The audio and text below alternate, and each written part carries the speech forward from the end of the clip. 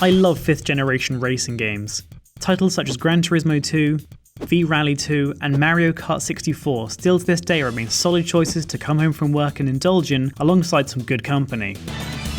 One of my favourites from the era is Sega Rally Championship for the Sega Saturn, developed by Sega AM3 as a launch title for the console back in 1996. Developed as a port from the highly successful arcade game, Sega Rally Championship is widely regarded as one of the best games for the console and accurately brings home the arcade experience. The home version we are looking at today was very impressive for its time, offering a consistent 30 frames per second in the single player mode and a consistent 25 frames per second with 2 players on the same screen.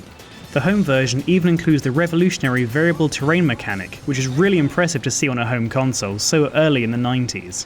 When you consider most people played ports of racing games such as Hard Driving on the Sega Mega Drive and were suitably impressed, this game must have looked like the future really had arrived just a few years later. Alongside titles such as Virtua Fighter, Daytona USA and Clockwork Knight, the Saturn really looked like a promising investment for Christmas 1995 onwards. According to reports from SegaRetro.com, Sega Rally Championship was the fastest selling CD-based game in history up until 1996 and accounted for 74% of all Sega Saturn sales within the first week of the console's launch in the UK, and single-handedly accounted for 13% of all CD sales in the UK that month. Just taking a moment to contextualise that blows my mind, especially when you consider by 1997 in the UK, the curtains really had been drawn on the Saturn in favour of the Sony PlayStation and Nintendo 64. Today, the game can be picked up for about £10 if you want a copy in pristine condition, but it really shouldn't run you any more than about the price of a Big Mac meal. Just like the arcade game it's based upon, Sega Rally Championship takes elements from both arcade and simulation racing to create a blended driving experience. From start to finish, the arcade mode is around 10 minutes long, which today feels minuscule, but offers multiple ways to play the 3 stages available in the game at home, including circuits and 1v1 battles in the form of a practice mode. Sega Rally Championship boasts 3 unique 3D tracks, 2 cars in automatic and manual and a few unlockables, including the Lancia Stratos rally car, which does take some time to learn, and a hidden course for players who could master the game or who knew the cheat code published in official Sega Saturn magazine. Similar to titles such as Sega's Outrun, you initially start from the back of the pack and race your way past the other drivers to try and achieve the best time possible across the 3 unique stages in the arcade mode. It must be said that even in 2021, the level design remains interesting and challenging with a good use of elevation, terrain mechanics and an excellent use of colour on both the cars and environments. The aspect that impressed me most with the game was the genuine sense of speed the front bumper cam provided. When travelling through tight corners and balancing the car perfectly with a power slide, you'll find yourself physically reacting to the game by anticipating the need to countersteer with your hands. I found that the game becomes more rewarding the more confident you become, as you'll slowly become more aggressive throwing yourself around hairpin bends and shooting for the finish with the quickest time possible. The soundtrack to the game, composed by Naofumi Hataya, is excellent, with every song from the opening credits to the name entry screen remaining instantly recognisable and distinctly Sega.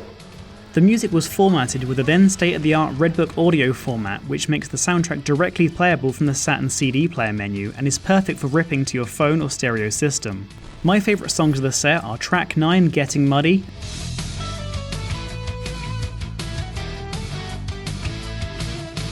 and track 3, Desert Rally Replay.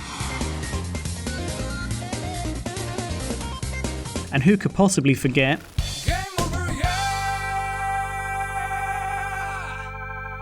Yeah, that will never ever get old.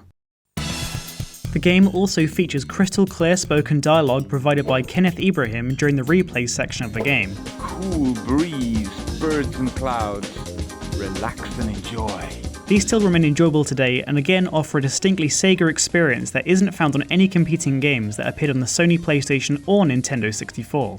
Another really impressive option for the time was the ability to change the songs in the game to any mode and track combination you like. You can even create and preset your cars in the arcade mode to the internal save battery, giving the game a bespoke and tailored experience depending on the taste of the Saturn owner. Sega Rally Championship is also officially licensed by the World Rally Championship, Toyota and Lancia, making it one of the earliest licensed games that is still enjoyable and playable from the era. What's important to note is that for once the promise on the box is actually kept within the contents of the game, which is why so many people still actively play the game today.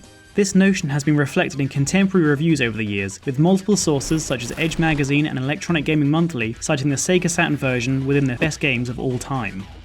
In addition, Guy Wilday from British studio Codemasters stated the game was a direct inspiration for the hugely popular Colin McRae series that would appear on the Sony PlayStation, and it's quite easy to make the connection that Sega Rally probably inspired the arcade racing style of Need for Speed Underground. If you have access to the Sega Saturn racing wheel, you can even set the controller up perfectly to match your driving style and take full advantage of the flappy pedal gearbox that is weighty enough to still genuinely work and add value to the game 25 years later. The game is also compatible with the Sega 3D controller that came bundled with Night into Dreams, which again changes the behaviour of the car you've chosen and makes the game feel fresh and fun to play, providing you can find one that works. And if you were super rich back in the day and lived in North America, you could play an updated version of the game that supported the Saturn Netlink that allowed gamers back in 1997 to play the game over a dial-up connection way before the likes of PlayStation Network or Xbox Live. Fans of the game have recently worked together through COVID-19 to get the Saturn Netlink back up and running, which is kind of amazing. From an academic perspective, I argue Sega Rally Championship is essentially the greatest stocking filler game ever made, and this analysis should be kept in mind when considering picking up the game based upon its historical value. Keen gamers will notice that Sega Rally Championship is always in bundles of Sega Saturn consoles on eBay, and I theorise that everyone in Christendom bought the Saturn and the game for Christmas morning, played the entire thing, and then went out to Asda on Boxing Day to buy the other two games that happened to be on sale. And then they were all put in the loft for 20 years as soon as the Sony PlayStation came out, which is a real shame. My only criticism I have for the game, which admittedly is shared by most of the retro gaming community, is that the game is a little bit spartan in the overall content department. The game is screaming for a few more tracks or a handful of additional cars to give even the illusion that the game is slightly longer than it actually is. The cheat codes in the game, such as mirror mode and super fast cars, do somewhat make up for the lack of content, but it does still feel like visiting the museum at the start of Animal Crossing. You've kind of seen it all in about 5 minutes, so you have to find ways to keep yourself occupied by playing the same stages with self-imposed handicaps. Therefore, you should treat the game more akin to a sprint with Usain Bolt rather than a tedious 4-hour stint with Steven Seagal. Alongside the aforementioned V-Rally 2, Mario Kart 64 and Gran Turismo 2, I argue Sega Rally Championship should be considered one of the best multiplayer driving games of the era. If you're looking for couch gameplay between a group of friends, this game is the ideal pick up and play title to have hooked up to the television, as it remains easy to learn, fun to play, and is accessible for a wide range of players, especially as you can tailor the controls to suit the player's driving style. I think the short nature of the game actually benefits the multiplayer aspect, as in some respects it means the game can be mastered very quickly by both players, and thus the most competitive value can be had faster than other games of the era. In conclusion, Sega Rally Championship remains a solid reason to not only invest in a Sega Saturn, but also to encourage some genuine nostalgic fun. The game is fast, dirty, and remains incredibly fun to play at parties. Despite being 26 years old, the game remains absolutely playable and is still a good enough reason to have a Sega Saturn sitting alongside your Nintendo Switch or PlayStation 4. If you're looking for something new, yet familiar, look no further. Or if you are looking for a similar experience on a slightly newer console, I highly recommend you check out Sega Rally for the PlayStation 3 and Xbox 360. At the time of its release, it got lost in the crowd and remains somewhat of a hidden gem even today. Some people love this game, myself included, and others do not enjoy it at all. But I'd say for the sake of a tenner, you and a friend should pick up a copy each and host some 4-player games online. If you already like hosting games like Modern Warfare 2 between a group of friends, Sega Rally for the PlayStation 3 or Xbox 360 is a fun little excursion. As always, I'd like to thank all of the lovely people on screen for their contribution to this video, and I look forward to seeing you all in the next episode. Next time we should be looking at Sonic the Hedgehog 2 for the Sega Mega Drive.